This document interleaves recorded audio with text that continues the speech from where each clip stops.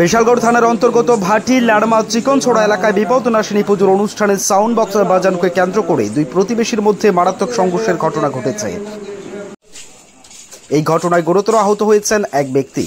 জানা গেছে, শনিবার রাতে ওই এলাকার বাসিন্দা সুদর্শন নময়ের বাড়িতে বিপদনাশিনী পুজোর আয়োজন করা হয়।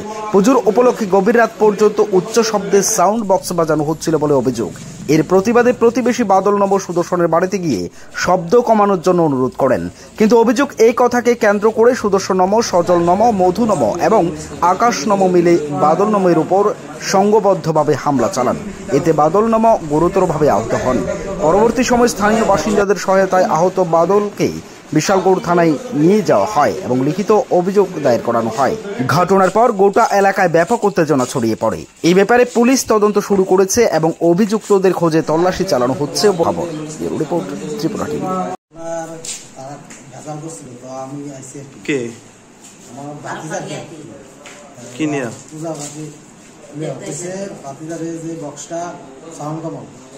বাচ্চা ঘুমাইতে পারতেছে কাছে কমাইতো না, মুখ বাসা অনেক রকম করছে করে হ্যাঁ আবার গেছে আমার বাড়িতে গিয়া করছে আমি স্টাফের ফুল করছি, এটা পুরো স্টাফ আই ভালো এর ভিতরে দিলাম আমি কি একটু দেখতে কিছুটা বড় ভেজাল তো আইসি করে দেখি তাহলে সবাই ধরেছে। তো আমি গেছি শুনে কেন আমার কে মারছে? মধু, সুদর্শন, আকাশ। তারা কি লাগে আপনার? কি লাগে আপনার? তারা লগের বাড়ি? কোন জায়গায় বাড়ি? আপনার নাম কি? বাড়িতে কি পূজা ছিল? আচ্ছা, মানে কয়জনে ব্যথা পাইছে? আমি বেশি হয়েছি।